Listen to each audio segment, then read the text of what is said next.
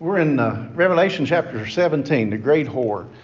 17 and 18 are both uh, addressing Babylon. Babylon not being a particular place in these two chapters, but in chapter 17 it identifies the church of the apostate church is what it is talking about of chapter 17, and in chapter 18 it's referred to as the political power or the governing body during the tribulation period. And we looked at verses 1 through 4 last week. We didn't get very far, but we talked specifically about what Babylon was, what it was referring to. And tonight we'll go into just a little more detail of what John is talking about in when he says in verse 5. Let's look at verse 3. So he carried me away in the spirit in the wilderness, and I saw a woman. Woman is referring to the harlot, and this is the apostate church, set up on a scarlet-colored beast. This is not a beast. This is the beast out of the sea of humanity in 13:1, which was the political ruler, which is the government. So the church is riding on the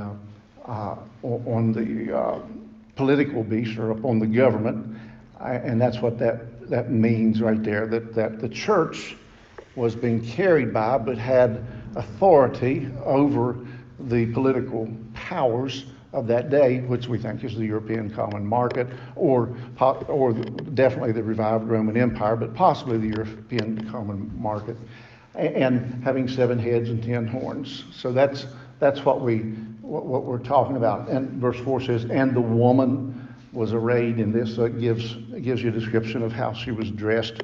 And so John goes on in verse 5. He says, and upon her forehead was a name written, Mystery Babylon the Great, the mother of harlots and abominations of earth.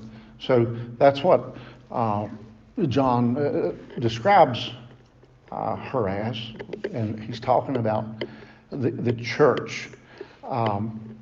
And so the word mystery is descriptive here in nature. It's not part of the name. It's just in reference to the title and not part of the title itself. For example, in 1619, it says, divided into 3 parts, and the cities of the nations fell, and great Babylon came into remembrance of God. So a mystery is not there. And then in 18:2, it says with a strong voice saying, Babylon the Great is fallen. So Babylon the Great is the name. Mystery is just describing what they're talking about here, and the mysteries associated with it. We commonly hold that the title Babylon the Great was assigned to this woman, and it's not in reference to Babylonian city or Babylonia as a nation, but this is specifically in regard to a religious designation, namely that woman corresponds religiously to what Babylon was. The meaning is actually made clear here in just a few minutes as we move on. But she's called the mother of harlots, the mother of whores, the abominations of earth.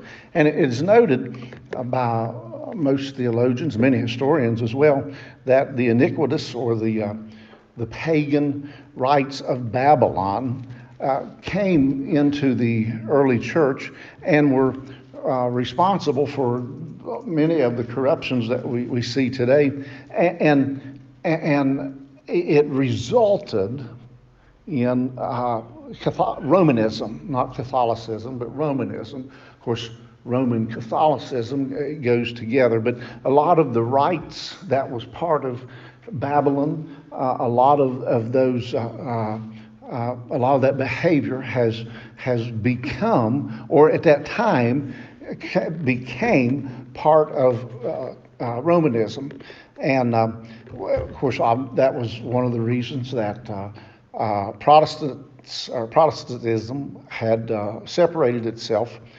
from Romanism, because number one, they weren't able to read the Bible. They weren't allowed to read the Bible. Someone else would read it for you, tell you what it said, and then you were supposed to believe it. and so they, Martin Luther nailed his thesis onto the door. Of course, Martin Luther was a monk.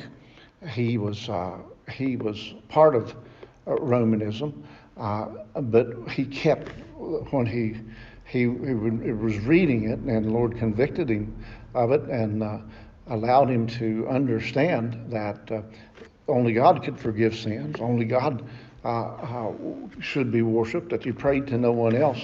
And he almost lost his life because of the stands he took. I read his biography. It's long, and he went to Wittenberg College. He had a big following because, and he printed the Bible. He put it in not in English but in German, and then from German it was translated. And he is the father of the Protestant movement, and so that the Protestants separated themselves from the Catholic Church in the Middle Ages. Sometime between the Middle Ages is between the 5th and the 15th century. Middle Ages is also the Dark Ages. We didn't have a lot of history during that time. It's Renaissance Crusades, and it was from about 476 AD to 1600 AD. It's about 1,000 years or so from the fall of Rome, and then after the fall of Rome, you had the Ottoman Empire. If I say the Ottoman Empire, if I say the Roman Empire, you know who I'm talking about. If I say the Ottoman Empire, who am I talking about? Turkey. Say again? Turkey. Yeah, but so if Turkey is correct, but more than Turkey, but religiously, who am I talking about? Islam. Yeah. So that's the Ottoman Empire, and you look today, and the fastest growing religion is Islam, which is part of the Ottoman Empire, and some people or some theologians are arguing that, hey, it's not the revived Roman Empire that's coming back, but the Ottoman Empire that is coming back. Who would be the father of that Ottoman Empire? Who would be its founder? We talked about this. Where would it have come from? Muhammad. Tell me again. Muhammad. Yes, but who before him?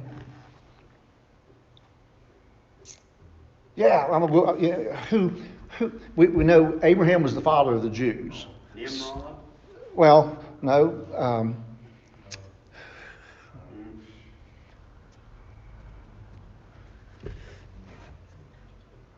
How about Abraham's other son?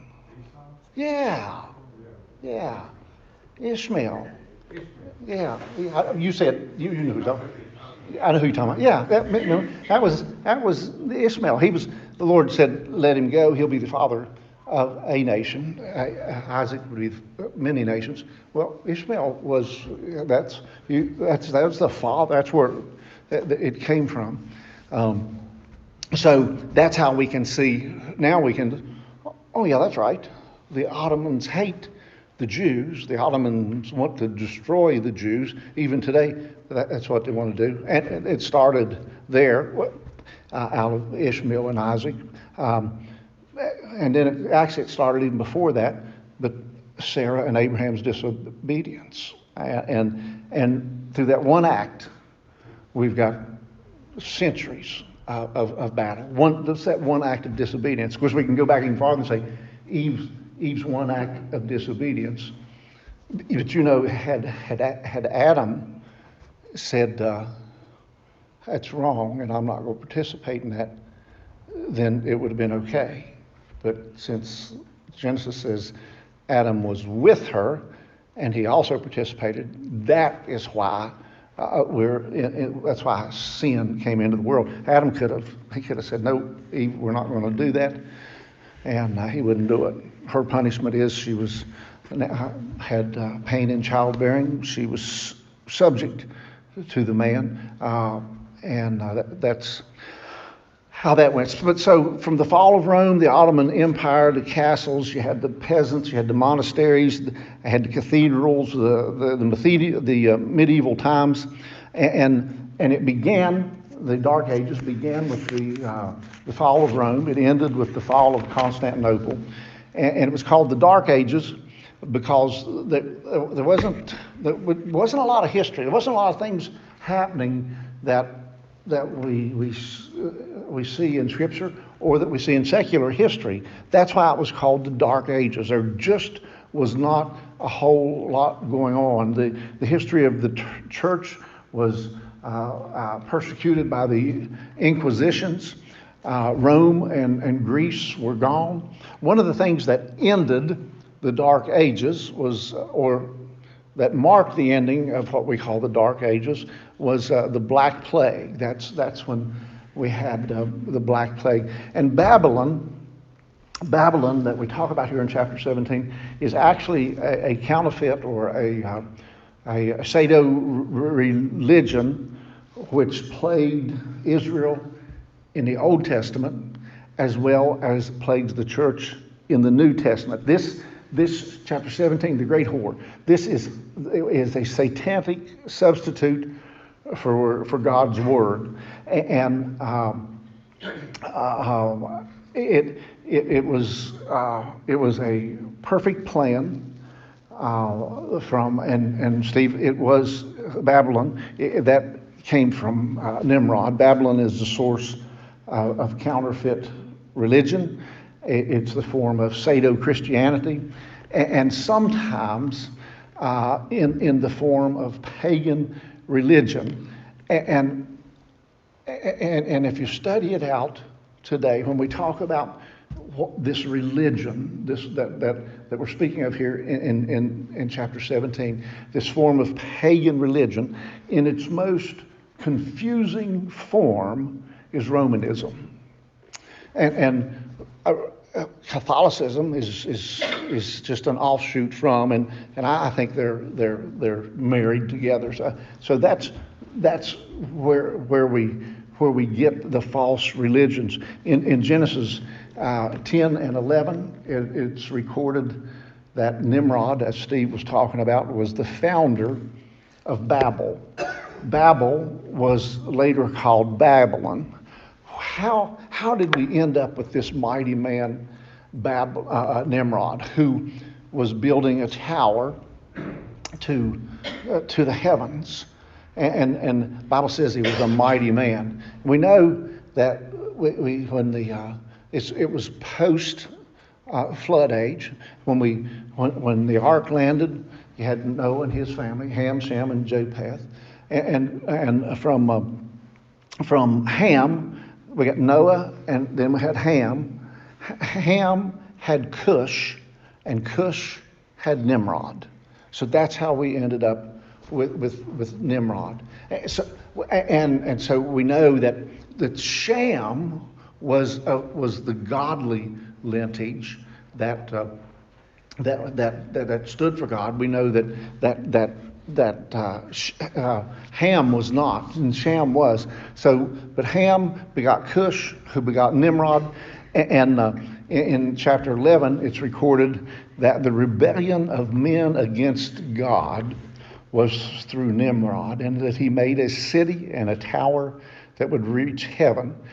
And so what's the big deal? He was building this skyscraper. Why was that so bad? The reason that was such an affront to God is because human pride. That say, we're going to go to heaven. We'll just build this, and we can do anything. And so it was an act of pride, and it was an act of rebellion against the true God. They didn't worship God, but here it is, they're wanting to reach the heavens and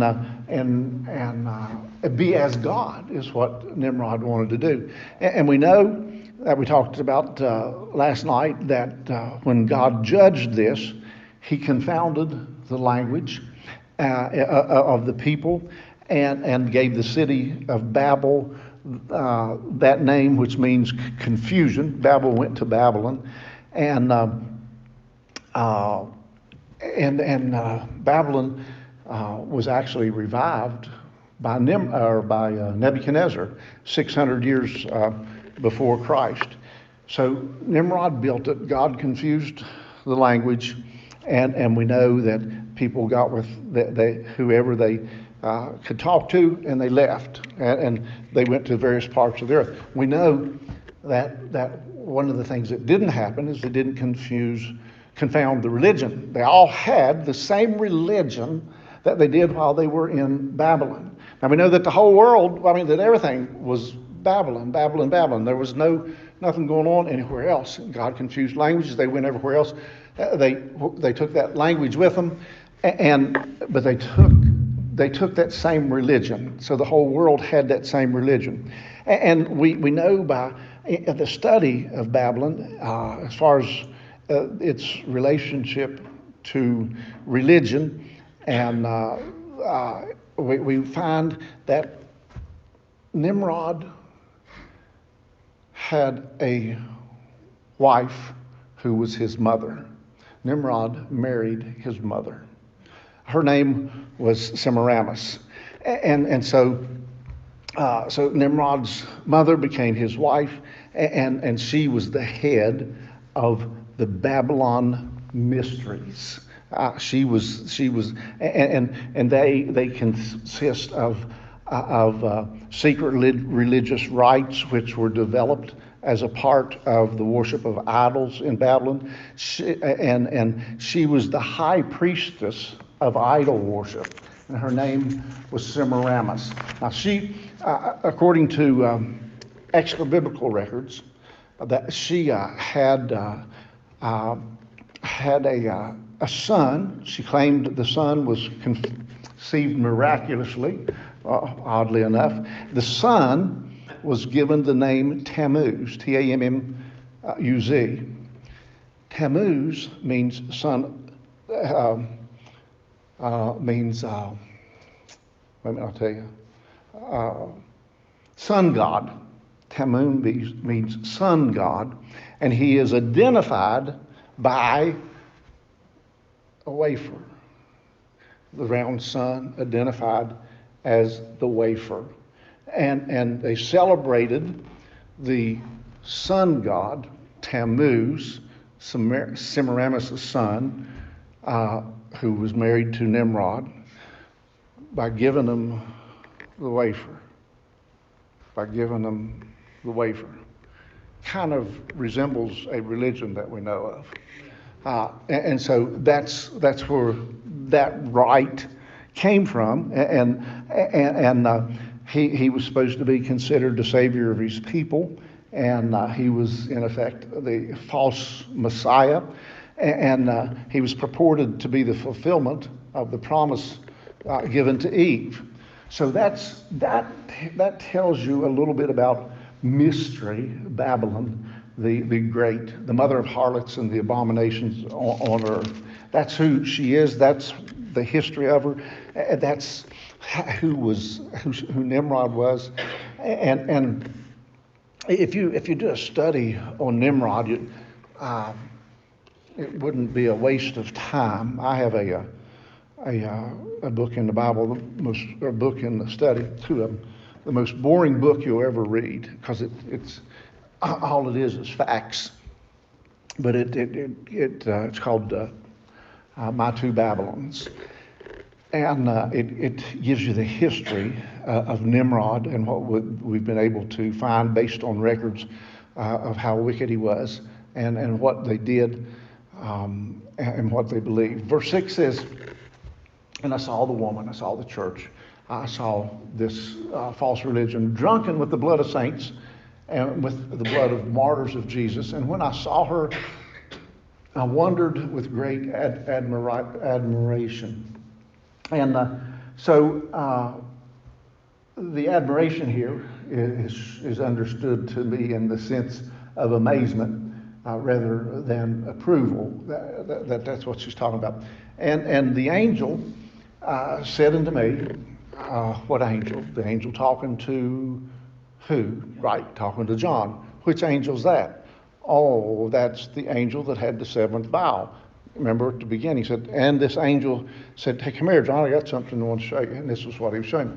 And the angel said to me, "Wherefore didst thou marvel?" John, why did you marvel at that? Why did you have such great admiration?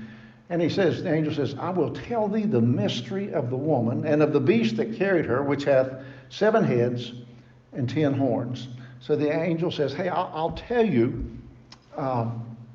I'll tell you the mystery of who this woman is." And so he says the woman is pictured in 17 not only as the source of all evil, because it is the apostate church, it's the apostate Christendom, but it's also the one who is actively engaging in the persecution of the saints. We know that he didn't take the mark of the beast. There's a death warrant out for you. Well, the church is who is the judge of these people, and her wickedness is demonstrated by the description here that she is drunken with the blood of the saints and the blood of the martyred saints. So the blood of the apostate church is because people didn't take the mark of the beast and they were martyrs. And so John says he was astonished. Excuse me. Oh, that felt so good. John said he was just astonished at how wicked, how horrible that she was. And then the angel says, "Here, I'll tell you about her." He says, "The beast that thou sawest was," and this gets a little complicated, so we'll get all the way through it. He says, "The beast that you saw was and is not, and shall ascend out of the bottomless pit and go into perdition, and they that dwell on earth shall wonder, whose names were not written into the Lamb book of life from the foundation of the world, when they behold the beast that was and is not and yet is."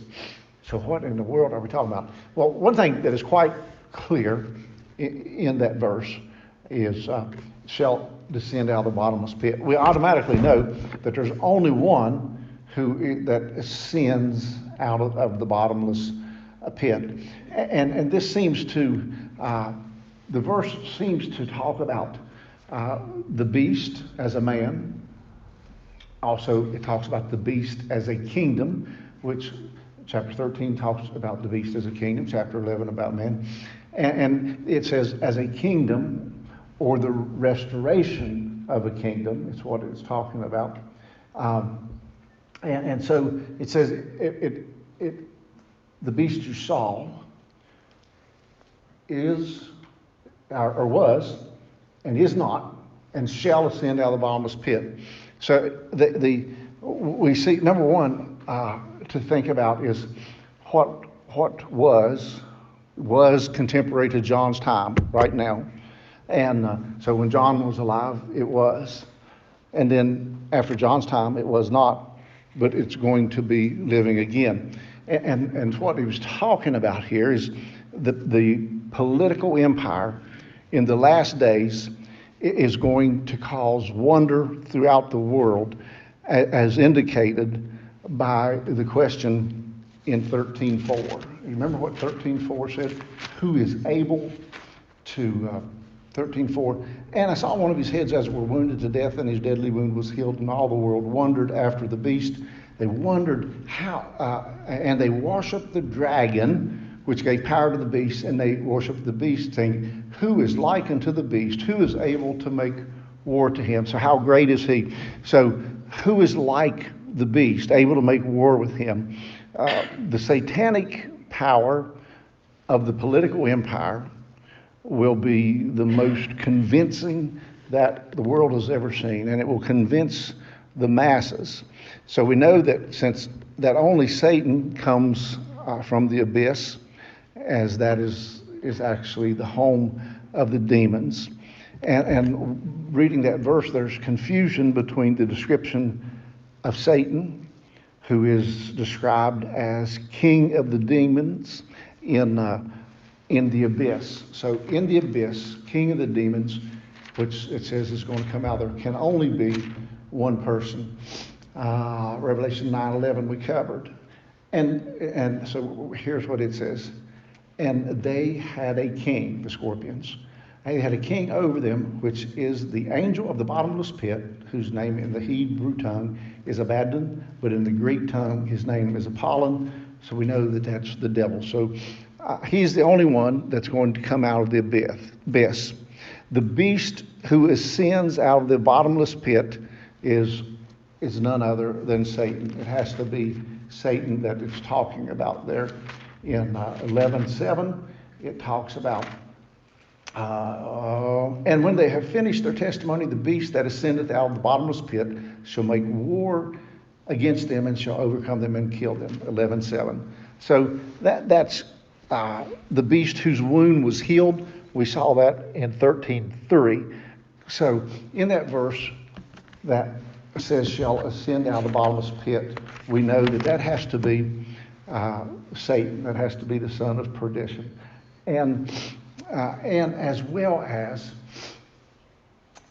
so the beast that thou sawest, and is got to be, in this particular verse, it has got to be Satan. And so Satan is as the beast that's coming out. But it gives you another description too, who was, is not.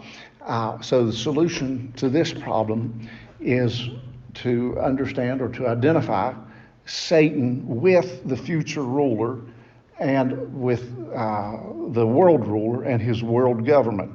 And each of these three entities, as we have read all throughout Revelation, instead of giving us a name, has been described as a beast. So how do we separate them? Well, number one, Satan is the one who comes from the abyss. The world government, which he promotes, is entirely satanic, and its power is to this extent, as we see in verse 8, is identified with Satan. The beast as the world government is going to be the revived Roman Empire. And the man who is the world ruler has power and authority given to him by Satan.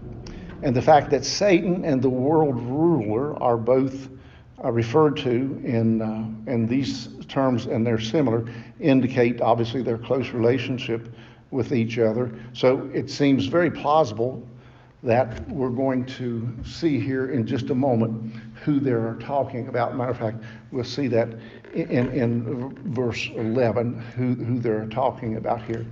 But we see Satan or the beast, that he is going to come out of the bottomless pit. He's also going to be one who his wound was healed, or it was appeared to be healed, or the wound was appeared to have caused death. And it says that they'll wonder. Who will wonder? Those people whose names were not written in the book of life. Well, of course, that's the only ones that are going to be there. When they behold the beast that was and is not and yet is.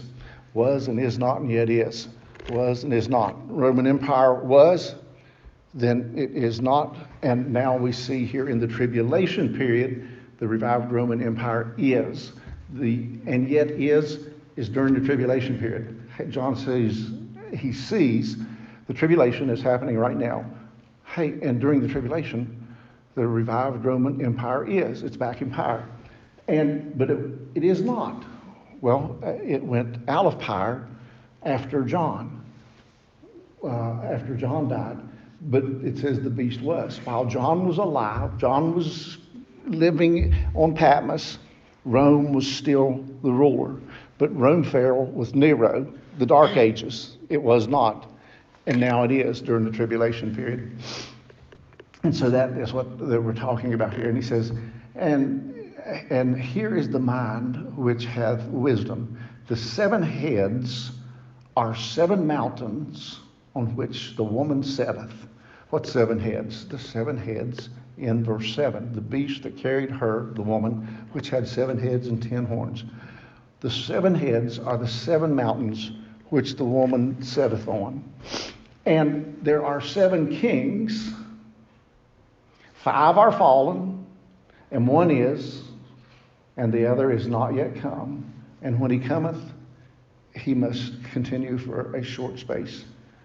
And the beast that was and is not, even he is the 8th, and is of the 7, and goeth into perdition. The 8th is one of the 7. So what in the world are you talking about? I'm more confused now than I ever was.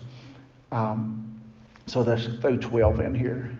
And the 10 horns which thou sawest are 10 kings, which have received no kingdom as yet, but receive power as kings 1 hour with the beast. So let's put all that together. It seems preferable to think that the 8th beast is the political power of the world government rather than just a human ruler. That's a political power, so hang on to that. To be clear, what is revived is the imperial government, not the ruler. The government is going to be revived. The revived Roman Empire, not a man, but the government. We see in verse 3 of chapter 13, and I saw one of his heads as it were wounded to death, and his deadly wound was healed, and all the world wondered after the beast. How did it die and come back? We're talking about Satan and the Roman Empire that is revived. So this is a political power. The government is revived, and that which seemingly went out of existence, never to be revived again, that miraculously is resuscitated at the end of time, only for this 7 years. Now here the reader is warned, and it says here is spiritual wisdom, and he says it takes spiritual wisdom to understand what is about to unfold or what is unfolding. Just like Peter, when they had that white cloth, the Lord says, here Peter, here's a white cloth, here's all these animals in it that you eat. And Lord, I don't eat these animals. And that was the way Lord revealed to Peter that, hey, no, you can't eat these animals. So he had to have spiritual discernment. And he says, here's what you need for that. The 7 heads are 7 mountains on which the woman sitteth. We know who the woman is, the great horse. She sits on these 7 mountains. And these 7 mountains or 7 hills form the nucleus of an ancient city on the left bank of the Tiber River. The mountains are named Palatine, Aeutine, Caliline, Esquiltine, Viminal, Quirline, and Capuline. And you can look it up. If you want to Google it, just Google, what are the 7 mountains of Rome? And it'll give you the name of the 7 mountains. So that's what he's saying here, is that these are 7 mountains. He says these 7 are 7 mountains. And then it doesn't make that real hard. These are the 7 mountains. And here is the mind which hath wisdom. You got to have wisdom to understand. That's why I'm hard at it. The 7 heads are the 7 mountains on which the woman sat. What place has 7 mountains? Rome, the hills of Rome. Google it. It'll give you the name of each one of them. And so this passage is taken to indicate that this is the ecclesiastical seat of power, where it'll be Rome, not geographically Babylon, but Babylon as in the Pseudo-Christianity, Babylon, the harlot. It's going to be in Rome, sitting on the 7 hills of Rome. And throughout its history, Rome has been described as the city of 7 hills. It's also indicated that way on coins. And here we see that the Bible is referring to that. Rome is alluded to as the city on 7 mountains. And the 7 heads of the beast are said to be symbolic of the 7 kings described in verse 10. And it says 5 have fallen, 1 is contemporary. 1 is going on right now to John, Rome. Rome was in its existence. And it was alive in John's lifetime. It says 5 have fallen, 1 is contemporary. Rome is in place right now. The 7th is yet to come and will be followed by another, described as the 8th, which is the beast itself. And the 7 heads that he's talking about here are 7 powers, or 7 kings, or 7 kingdoms who represent history from the beginning of time. And I don't want to just stop in the middle. Let me get this, so at least you'll be close.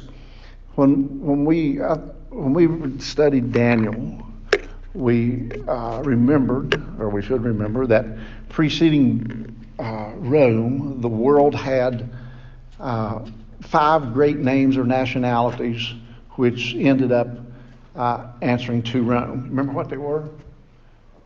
The arms, Medes and the Persians.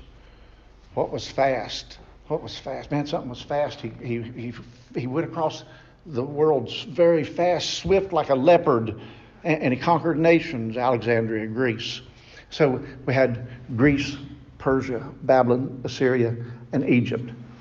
So, that's 5. 5 are fallen. So John was told 5 are fallen. What 5 are fallen? Greece, Persia, Babylon, Assyria, and Egypt. Which one was while I'm alive? Rome. Which one fell after I was dead? Rome. Which one raised up at the end of the tribulation? Rome. 5, 6, 7, 8, even for Cavaliers. 8. Yeah, 8. So here he says, John was told 5 are fallen, and 1 is standing, Rome. The other one is yet to come, and when he shall come for a little time. Who? Rome, revived Roman Empire. That gives you the 7. The 7 mountains, or the 7 kings, stretch from the beginning of Genesis to our present world. And here's the order of them. In Genesis, you find Egypt, then you find Assyria, then you find Babylon, then you find Persia, Medes, Persia, then you find Rome. That's 7. Who's the 8th? The revived Roman Empire. So each of these nations were ridden by the great harlot. She rode she was the predominant force. She was the Seder religion of each of these nations. They were each lovers of the great harlot. They were defenders, they were supporters of this organized false religion. And so it will be during the tribulation period. And the final form of world government, symbolized by the 8th beast, is the world empire of the Great Tribulation time. And the revived Roman Empire will be in place immediately after the rapture of the church. It's ready now. And I'm not saying for 100% sure that it's the European market or the EU. I don't know that. I do think it's noteworthy that we see Russia heading into Ukraine, and what's going on with that? Well, one thing that just happened is Sweden and Finland said, hey, you know what? We need to be part of NATO. And And we see, we've already discussed everything that's going on with Israel, but now you see how the world stage is changing. So the beast in verse 11 is the eighth, and is the world empire, and is destroyed by Christ at the second coming.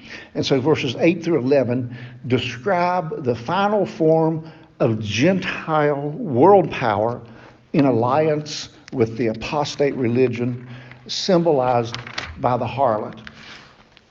And you know, at the rapture of the church, we see the end of the church age. We see the end of the age of grace. We see the end of the Gentile age at the end of the tribulation.